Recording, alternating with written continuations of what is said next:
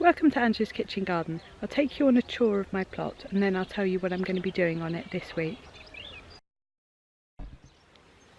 So come and have a look. So this is my first bed, which has got my strawberries in it. And we had quite a hard frost, so unfortunately some of the strawberry flowers got frost damage, as you can see this one here. Now when they go black like this, what you need to do is you just need to nip them off, because they're not going to produce fruit. And so the plant will just waste energy, and if they do produce fruit, they're often misshapen. And so it's best just to take those off. Now my summer fruiting raspberries are fine. They weren't in bud when we had the hard frost, so they're okay. I did get a little bit of frost damage on the new shoots, but not too much, and that's just cosmetic, so that's fine. And then in my bed here, where I've got my black currants, I got some frost damage on this, but some of the fruit has started to set, and so this is the start of the little black currants, which is really exciting. So I'm going to get lots of delicious black currants from this. And I've got them on this side as well, so you can see they're coming along nicely. Now at the back I've got my autumn fruiting raspberries, and these got touched by the frost as well, unfortunately, but they're just on the tips of the new shoots that were coming up, and they're already growing out, and so they'll be absolutely fine. My compost bin over here, this is doing really well, and so I just keep making sure that it's wet but not soaking, so it's just a bit damp, and I turn it over, and then hopefully it won't be too long until I can start using that. Now going round, I've got some more strawberry plants here.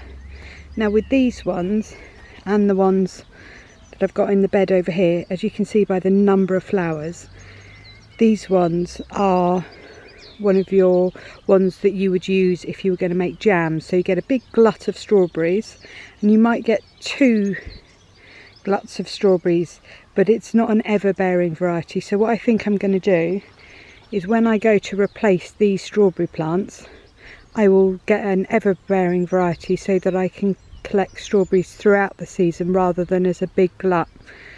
But these are ideal if you're trying to make jams and things like that. Now here are my globe artichokes, and these are doing fantastically well.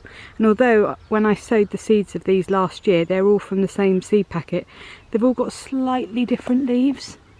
And so these ones are quite thick leaves, whereas these ones are a bit thinner, and those ones are even thinner on the end. And unfortunately this rhubarb really isn't doing very well, and so I'm not sure if this is going to make it. The crown has rotted. I don't know if the mulch got in it too much, but yeah, this one's not doing too well, and so I think I might have to replace this one next year, but I'll give it a go and see if it comes back. We'll see. But that one's looking a bit better, so I hope if this one does die, what I'll do is I'll dig that one up and put it in the middle, so it just has a bigger space to grow into. My Swiss chard's doing really well, but the pigeons have been down. They didn't touch my Swiss chard last year, but this year, I think because it's so dry, because it didn't rain almost for the entirety of April, they've been getting a bit desperate for their greens, and so they've come down and eaten my Swiss chard. Now over here I've got my cabbages, and these are doing really well, and I also did a short row of pak choi here, but these haven't come up yet. I'm going to give them about another week, and then if they still don't come up, I'm going to re-sow them. And at the front here I planted my turnips, and these ones have started to come up, so you can see a couple of them, that's a weed, a couple of them shooting up here, so that's really exciting. And then I might just put a couple more seeds in if the others don't come up. Here are my broad beans, and they're looking really good. They've got lots of nice flowers on them now, so I should be getting lots of nice broad beans from them soon.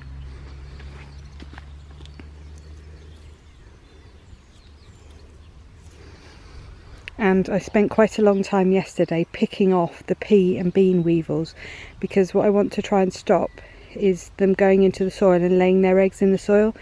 so I'm just regularly going through the plants and trying to pick off as many of them as I possibly can. And so in this bed here I've got my chives, I've got my lettuces, and I've got my gooseberries, and I'm really quite excited about my gooseberries because if you have a look here, they've started to produce little gooseberries on them. This is supposed to be a red one, so I don't know if they go red later, but at the moment they're definitely looking very green. So maybe when they ripen up they go from green to red, and that's when you know that they're ready to be picked. And on this gooseberry here, my bigger one that I got given and I moved, this one has also got berries down the branches, so should be getting lots of fruit from this. And the bees are still coming and pollinating all the little flowers.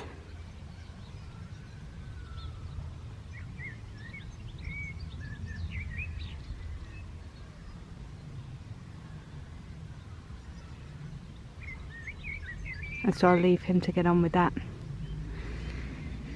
Now, this is my root vegetable bed, and because it was being dug up, what I've done is I've narrowed this, which is for my row of parsnips, and I have then been putting this net on when I'm not here to stop.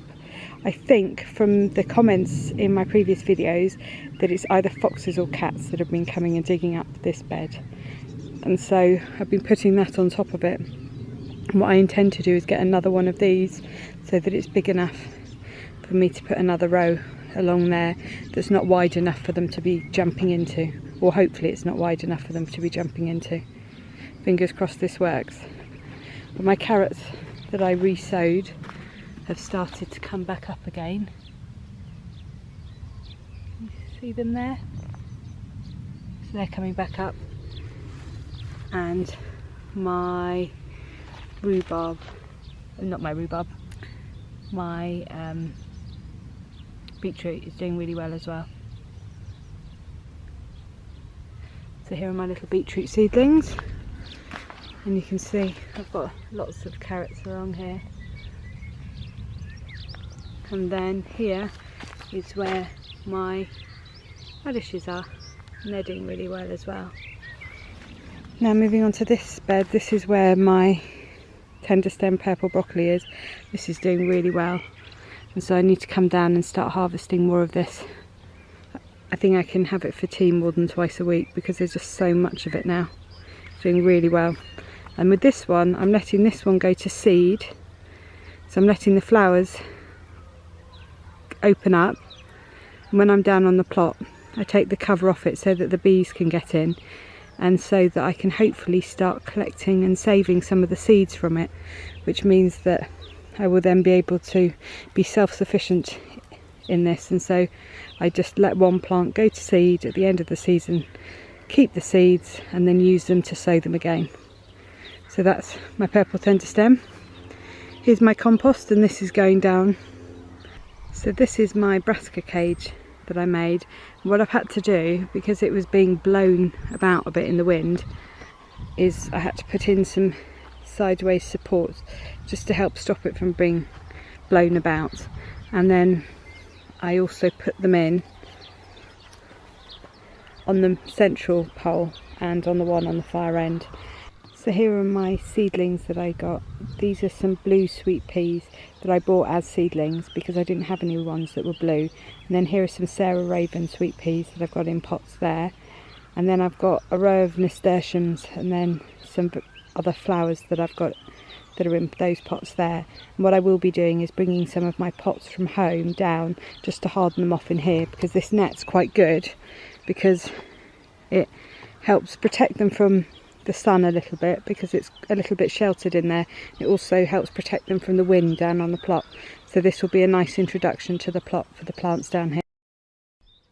So these are my little peas that I direct sowed, and some of them have been dug up and eaten, and even now some of the seedlings are still being eaten, but I might get a couple that survive. And then I've got some that I'm growing on at home so that I can bring them down when they're that bit bigger, and so that they'll be able to grow. and then I should get a nice good crop of peas up here.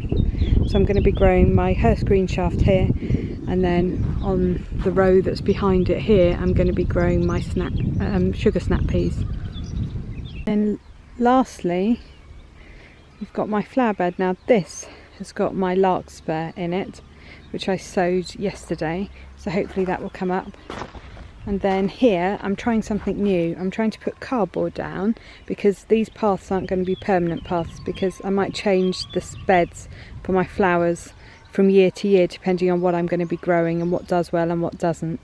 And so these hopefully will keep the weeds off, allow me to walk on them, and then rot down by next year, so that I can then put new pieces of cardboard down to grow.